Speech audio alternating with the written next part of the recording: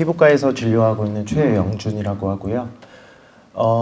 흉터 관리를 맨 마지막에 배치하신 이유는 아무래도 이제 질환에 대한 치료가 먼저고, 이 어떻게 보면 약간 미용적인 얘기일 수가 있을 것 같은데, 하지만 실제로 흉터를 많이 치료하고 있는 이 피부과 의사 입장에서는 사실 이거는 수술을 받은 분들한테는 그렇게 적은 일은 아닌 것 같습니다. 그래서 굉장히 중요한 내용이고, 오늘 제가 말씀드릴 내용에 뭐 협찬은 없었습니다. 흉터는 뭐 여러 가지 이름으로 불리고 있고요. 정의를 보면은 이 치유된 후에 피부에 남는 변성 부분을 얘기를 합니다. 그래서 색깔도 굉장히 다양하고, 특히 이 가운데 하얗게 변해가는 부분 외에 변현부에 이렇게 흉터 홍반과 함께 이렇게 퍼져나가는 모습을 보입니다. 그래서 나비 모양 혹은 아령 모양이라고 하는데, 그런 식으로 진행을 해갈 수가 있고요. 그런 경우에는 이제 가래염증이라든지 통증이라든지 뭐 그 감각이 좀 예민해지는 그런 증상들이 있습니다. 이런 것들을 모두 염증 징후들이라고 저희가 얘기를 하고 있고, 최근에는 흉터 치료에 가장 중요한 게 이 염증 징후들을 치료하는 것으로 되어 있습니다.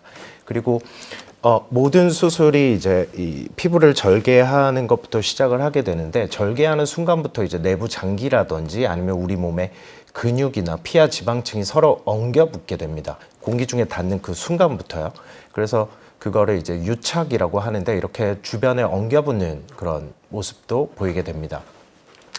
그리고 이제 우리가 다쳤을 때 찰과상 또는 열상이라는 표현을 하고 있습니다.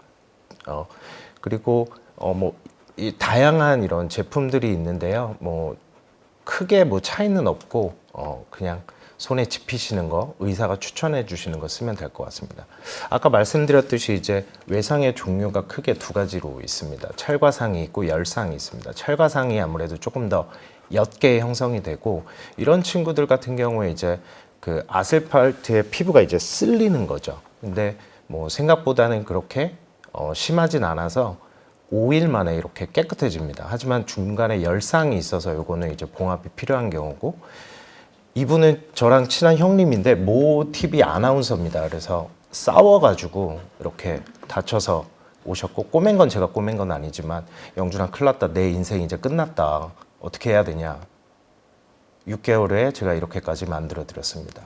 그래서 그 어떤 처치를 받느냐, 뭐 혹은 또 어떤 깊이로 다쳤느냐, 이런 것들이 제일 중요하고, 흉터 형성을 결정짓는 인자는 아무래도 뭐 그 외상이나 수술의 깊이겠죠. 하지만 우리가 받는 수술들은 다 깊은 수술입니다. 그래서 얕게 형성이 됐을 때는 이렇게 점상 출혈이 보여서, 이런 경우에는 그냥 약국에서 듀오덤 같은 이런 겔 제제를 사서 붙여도 자연 치유가 된다. 하지만 피부가 이제 너덜너덜하게 찢어지는, 이 깊은 진피까지 찢어졌을 때는 흉터가 좀 형성이 될 수가 있기 때문에 응급실을 방문하셔가지고 봉합 치료를 받고 피부과적인 전문적인 치료를 받는 게 추천이 될 것 같습니다.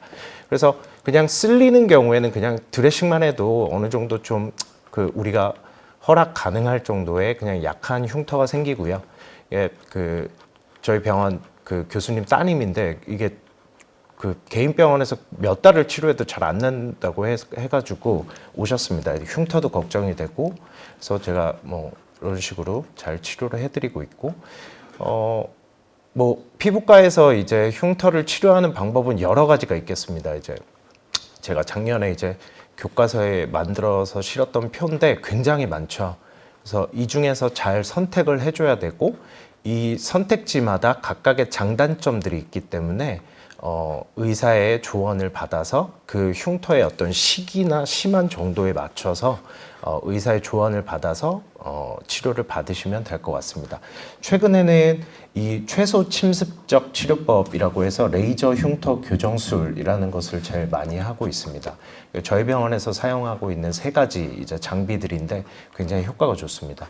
그래서 이런 모든 치료들은 대부분 결국에는 하나로 귀결이 됩니다. 염증을 최소화해서 흉터에 퍼져가는 속도를 최대한 줄이고 자연 치유를 최대한 도와주자. 라는 개념입니다. 그래서 계속 치료를 하면 이렇게 육안적으로 보기에도 주변에서 봤던 염증이나 이런 염증 그 증상들이 굉장히 많이 호전이 되는 것을 볼 수가 있습니다.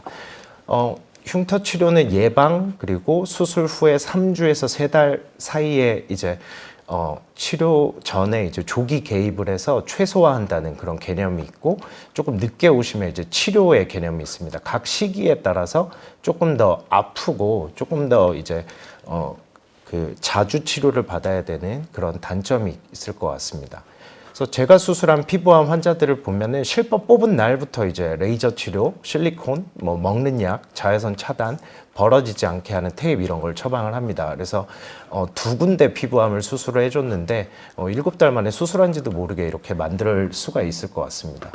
흉터는 크게 2가지로 나누는데 형태학적으로 나눌 수가 있고, 뭐 어느 정도 이제 우리가 상처 회복이 잘 된 흉터는 어느 정도 좀 우리가 감안 가능한 정도로 좀 약간 티는 나지만 멀리서 봤을 때는 좀 티가 안 나는 정도의 이런 생리적 흉터의 모습이 있고, 이런 움푹 들어간 흉터라든지 살짝 튀어나온 흉터라든지 아니면 굉장히 심하게 형성이 되는 흉터라든지 이런 병리적인 흉터를 형태학적으로 분류를 하고 있습니다. 살성이 좋다라는 말을 요새는 잘 안 쓰는데, 저 인턴 레지던트 할 때는 굉장히 이제 교수님들도 회진 돌 때 이렇게 흉터 수술 부위를 딱 열면서 살성이 되게 좋아서 흉이 별로 안 질 것 같아요, 뭐 이런 식으로 얘기를 하는데, 사실 요즘에는 그런 얘기는 잘 쓰지 않고요. 그래서 흉터가 생기는 요인이 여러 가지가 있습니다. 이제 환자 요인이 있을 것 같고, 뭐 고혈압이 있다든지 여성이라든지 젊은 사람, 아무래도 그 흉터 재생하는 세포의 그런 재생 능력이 훨씬 좋기 때문에 젊은 사람한테 흉터가 조금 더 많이 생긴다. 그리고 부위에 따라 좀 다릅니다. 얼굴, 두피 이런 데는 사실 흉터 거의 안 생기게 만들 수 있지만, 우리가 지금 공부하고 있는 목 같은 경우에는 아무래도 움직임이 많은 부위이기 때문에 흉터가 굉장히 많이 생기는 부위고, 앞가슴이나 날개뼈가 최악으로 치료가 잘 안 되는 부위라고 생각을 하시면 될 것 같습니다.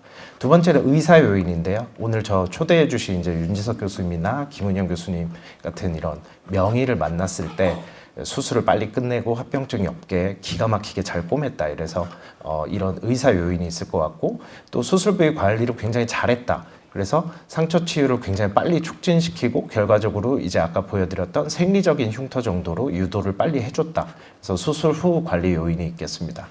그래서 아까 말씀드렸듯이 이제 인종적인 차이도 있어서 아시아인은 한 중간 정도, 이게 최근에 연구마다 계속 조금씩 오르고 있는데요.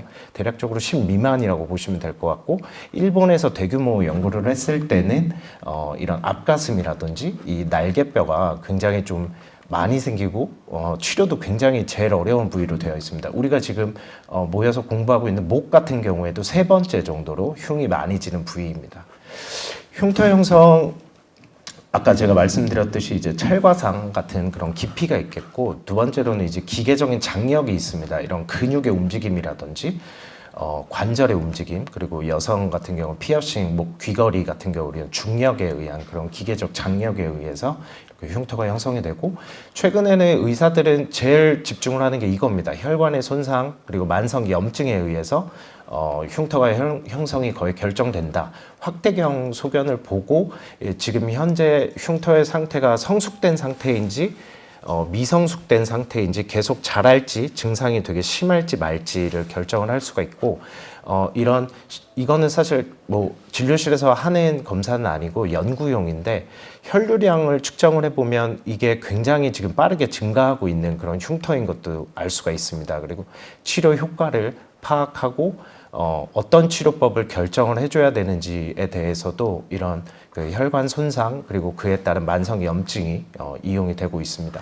그래서 레이저를 쭉 해주면 피부 확대경을 봤을 때 이렇게 미성숙하고 굉장히 혈관이 많은 흉터들이 이렇게 하얗게 성숙된 흉터로 빨리 유도가 됩니다. 혈류량 감소, 흉터 두께 감소, 염증 감소, 증상의 감소가 되고, 이런 모든 것들은 이제 우리가 흉터가 빨리 성숙했다, 이런 속도가 빨리 좀 성숙 속도가 굉장히 빨라졌다, 이렇게 생각을 하시면 될 것 같습니다. 그래서 종합적으로 봤을 때 우리가 흉터가 생기는 원인 3가지를 말씀을 드렸는데, 안 생기려면 이 모든 걸 다 가지고 있어야 됩니다. 그래서 결론적으로는 불가능하다 라고 생각을 하시면 될 것 같고, 예방이 있고 치료가 있습니다. 예방은 최근에 이제 거의 대세로 되어 있는 개념이고, 아까 제가 말씀드렸듯이 재수술 환자나 아니면 탁과에서 온 환자분들 최대한 3주 내로 와서 이제 치료를 하자, 이런 식으로 개념이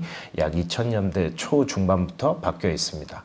그래서 사실 흉터 치료를 받는 사람들께서 뭐 생활습관 뭐 교정해야 돼요, 뭐 먹는 거 뭐 피해야 돼요, 이런 거를 사실 물으시는 분들은 없는데, 연구가 된 것들을 보면 뭐 이런 담배, 스트레스, 과도한 운동, 뭐 매운 음식, 알코올, 감자, 피망 이런 것들이 좀 안 좋다고 되어 있고, 녹차, 곤약, 오메가3, 뭐 새우, 양파 이런 것들은 조금 더 긍정적인 방향으로 흉터를 유도할 수 있는 그런 생활습관 요인으로 알려져 있어서 소개시켜 드리려고 보여드렸고, 갑상선 수술할 때는 이제 피부 이완선이라는 그 선을 따라서 이렇게 수술을 하게 됩니다. 목에 이렇게 살짝 들어가 있는 이 홈 위에서 이제 수술을 하게 되고, 그렇지만 이제 목 같은 경우에는 굉장히 많은 근육이 있습니다. 수술할 때 요 근육 제끼고 조 근육 제껴야 이렇게 달라붙어 있는 이 갑상선이 노출이 돼서 수술할 수 있게 되고요.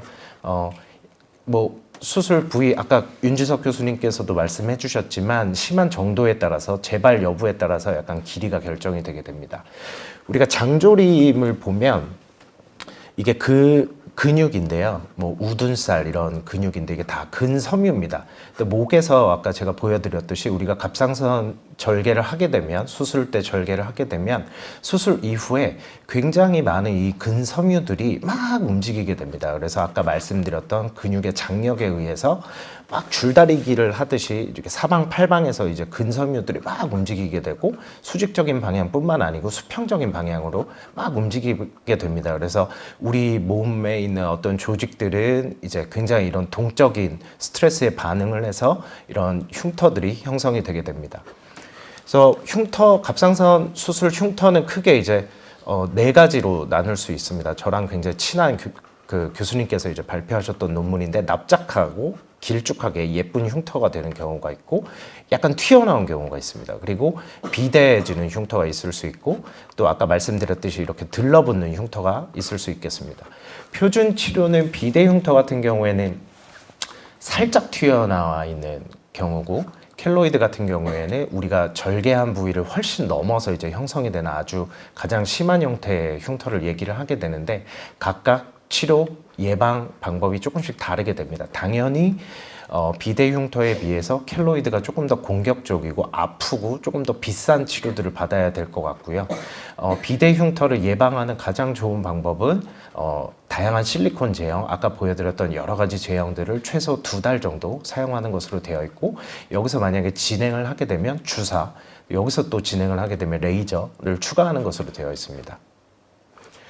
그래서 우리가 실리콘 제제를 뭐 윤주석 교수님께서도 이제 뭐 스프레이나 이런 붙이는 제형을 처방을 하는 것으로 알고 있는데, 이게 뭐 그냥 쉽게 말씀을 드리면 수술 부위에 손상이 되면 수분 손실이 굉장히 많아집니다. 수분 손실이 많아지면 이 각질, 우리 표피를 구성하고 있는 각질 형성 세포가 진피에 있는 흉터 조직에 굉장히 많은 신호들을 주게 됩니다. 그래서 흉터가 굉장히 많아지게 되면, 그래서 이제 원인을 치료하자는 개념으로 생각을 하시면 될 것 같고요. 밀폐, 수분 증발 방지, 온도 상승, 그리고 피부 마찰. 이게 마찰이 아까 뭐 찰과상 생겼 때처럼 굉장히 강한 마찰이 아니고 가벼운 생활 마찰 정도로 생각을 하시면 되겠습니다. 그래서 이런 치료 기전을 통해서 수분 손실을 막는 것으로 되어 있고, 수십 년 동안의 피부과 연구에 있어서 가장 1차적으로 선호되는 그런 치료로 되어 있습니다.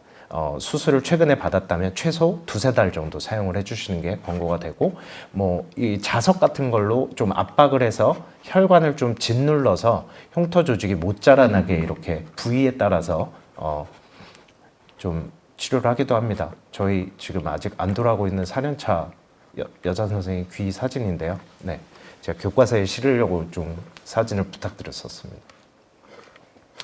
두 번째는 이제 예방 치료 중에 주사입니다. 최근에 이제 DNA 주사, 연어 주사라는 이 생물학적 자극제가 많이 쓰이고 있고, 이거는 상처 치유를 최대한 빨리 극대화해서 흉터가 생길 시간을 최소화하자는 그런 개념으로 생각을 하시면 되겠습니다.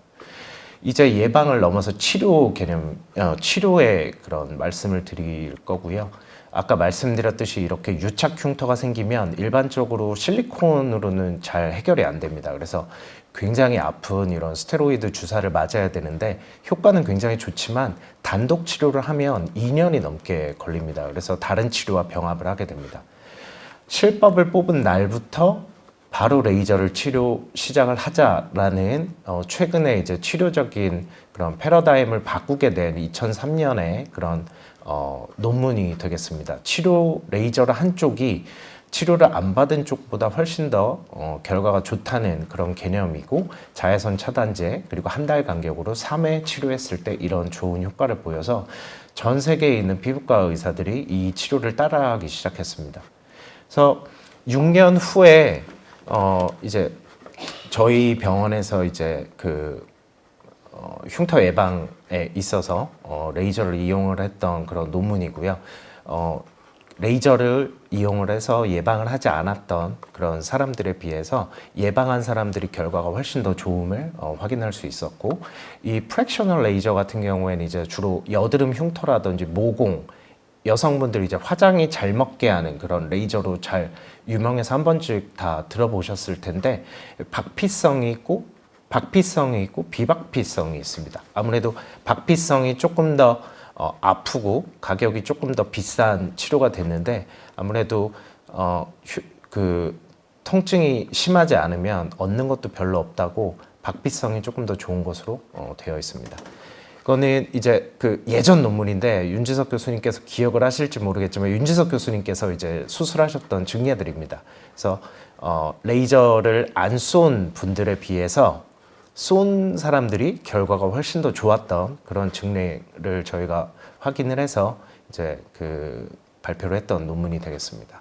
그래서 아까도 말씀드렸지만 어떤 시기에 따라서 단독 치료는 굉장히 시간이 오래 걸리고 아무래도 효율성이 떨어지기 때문에 여러 가지 치료들을 복합을 해서 해줍니다. 그래서 굉장히 좀 좋은 효과를 내는 이런 그 다른 부위이지만 그런 효과들도 있고요.